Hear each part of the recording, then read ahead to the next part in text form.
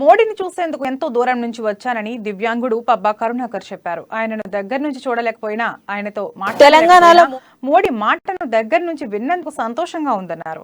ఇలాంటి ప్రోగ్రామ్స్ జరిగినప్పుడు ప్రత్యేక స్క్రీనింగ్లు ఏర్పాటు చేసి తమతో మాట్లాడే అవకాశం కల్పించాలని కోరుతున్న పబ్బా కరుణాకర్ తో మా ప్రతినిధి లిఖిత ఫేస్ టు ఫేస్.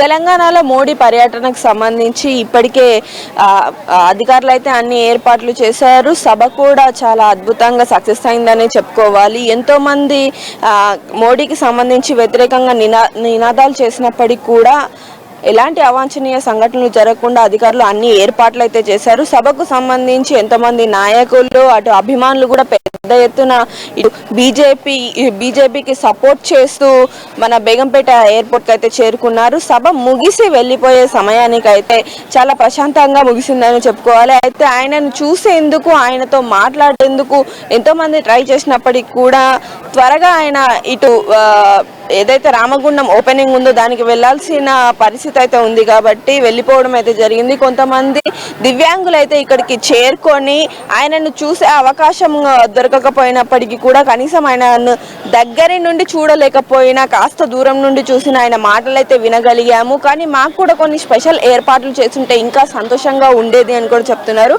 మనతో పాటు మాట్లాడడానికి పబ్బా కరుణాకర్ గారు ఉన్నారు. ఆయన అడిగి మరిన్ని వివరాలు తెలుసుకుందాం. ఈరోజు మోడీ గారు హైదరాబాద్కి చేరుకో ఆయన ఇక్కడ సభనైతే ఏర్పాటు చేయడం జరిగింది. చాలా విషయాలు అయితే ఆయన మాట్లాడారు. మీకు ఎలా అనిపిస్తుంది? మాకు చాలా బాగానే అనిపిస్తుంది మేడం.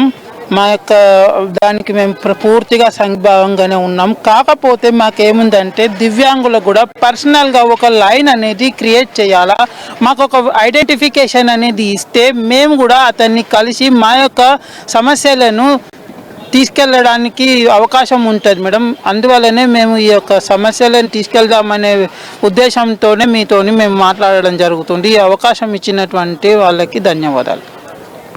సో మనం ఇక్కడ చూసుకున్నట్లయితే మాకు ఒక ప్రత్యేక లైన్ని ఏర్పాటు చేస్తుంటే ఆయనతో మాట్లాడడానికి కాస్త సమయాన్ని మాకు కూడా కేటాయించుంటే ఇంకా సంతోషంగా ఉండేదని కూడా చెప్తున్నారు.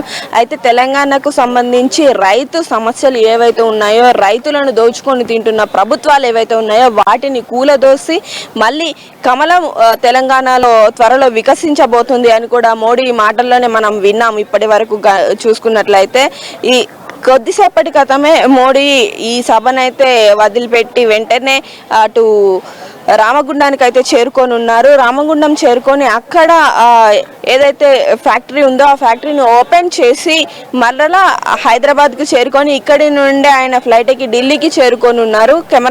కెమెరా పర్సన్ సాంబశివతో లిఖిత, అమ్మా న్యూస్, హైదరాబాద్.